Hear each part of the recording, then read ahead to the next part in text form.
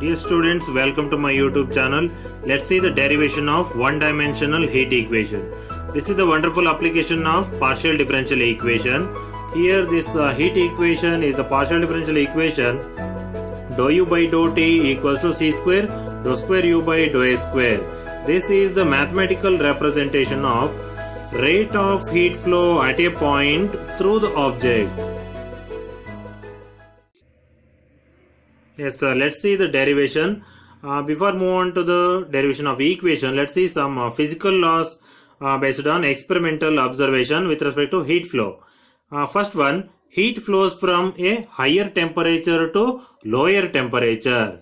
We all know that if we suppose if we put one end of the iron bar into the source of temperature or into the fire, then other end also gets heated after some time t. It shows that temperature or heat flows from higher temperature to lower temperature.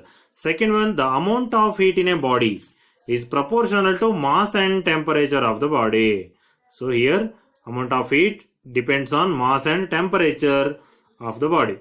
Next, the rate of heat flow across an area is proportional to the area and temperature gradient normal to the area. This constant of proportionality is denoted by capital K, which is called thermal conductivity of the material.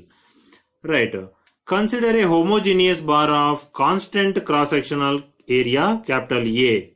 Here, consider this is the iron bar with one end as origin, and at the point X, if we cut the bar, then we get a surface PQRS with the area capital A.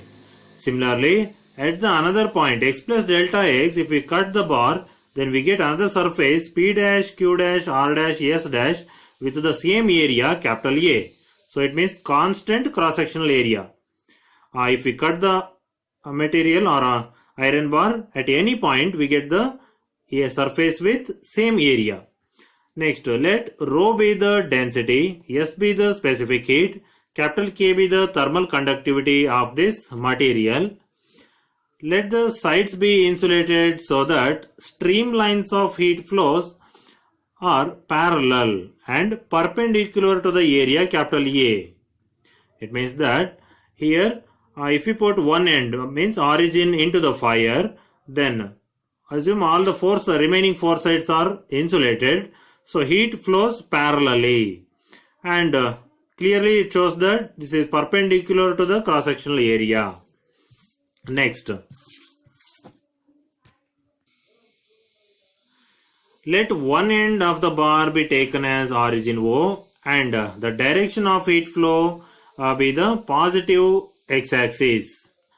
Next, let U is equals to U of x comma t be the temperature of the slab at a distance x from the origin. Here this function is the function gives the temperature at the point x.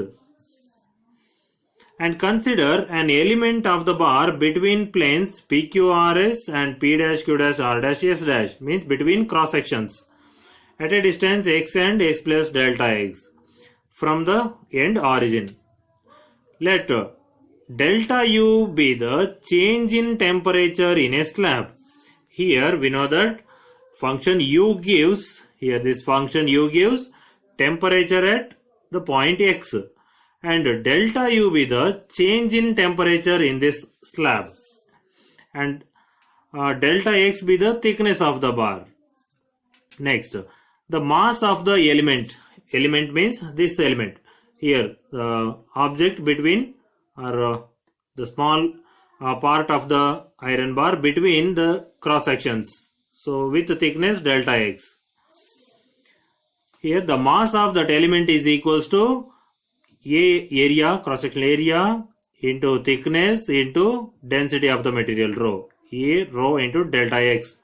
The quantity of heat stored in the slab is given by mass into, mass means here A rho delta x, A rho delta x into S into specific heat into change in temperature delta U. The rate of increase of heat in this slab, this is the amount of heat stored in the slab, and rate of increase is denoted by capital R. And here delta U is changes with respect to time, so we can denote it by dou U by dou T. This is the partial derivative of U with respect to T, because here U is the function of two variables x and t, but here temperature changes, heat changes with respect to time. Therefore, partial derivative dou U by dou T. Call it as equation number 1. This is the rate of increase of heat in the slab. Next, Ri is the rate of inflow of heat, and Rho is the rate of outflow of heat, which are given by these two terms in equation 2. It means Ri, Rho means, look at the diagram. Here, Ri is the rate of inflow of heat to this slab, and Rho be the outflow of the heat from the slab, which are given in equation 2. And where negative sign here indicates because of empirical law 1, means temperature flows from higher temperature to lower temperature in the negative direction. From equation 1 and 2, we can denote total, the rate of heat flow in that slab is equal to rate of inflow minus rate of outflow. Substitute equation 1 and 2, these terms to this equation, and here minus into minus becomes plus. So next, write down, right here positive term can be written as first, and next write down here this term, write down in the second. Here A is common, we can cancel the term. Next, by cross multiplying rho s and delta x into the RHS, only we get dou U by dou T in the LHS equals to, here K is common, keep it outside. By cross multiplying rho s to denominator to the RHS we get here, and remaining thing in the RHS is dou U by dou x minus dou U by dou x at x in the numerator, and by cross multiplying this dou x to RHS, write down in the denominator. Next, by taking limit x tends to infinity in RHS, we get, if we take limit x tends to infinity, delta x tends to 0. Means the length of the small element, thickness of the element becomes 0. So by applying limit delta x tends to 0, this term becomes partial derivative of this function with respect to x by the definition. So we can denote it by dou x of this term.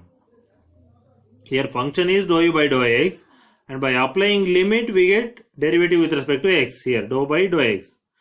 So in the LHS we have dou U by dou T, here k by rho s into dou by dou x of dou U by dou x. Here we can denote this term as c square, and this becomes the second derivative with respect to x. This also can be written as ut equals to c square uxx. This is a one-dimensional heat equation. Thank you.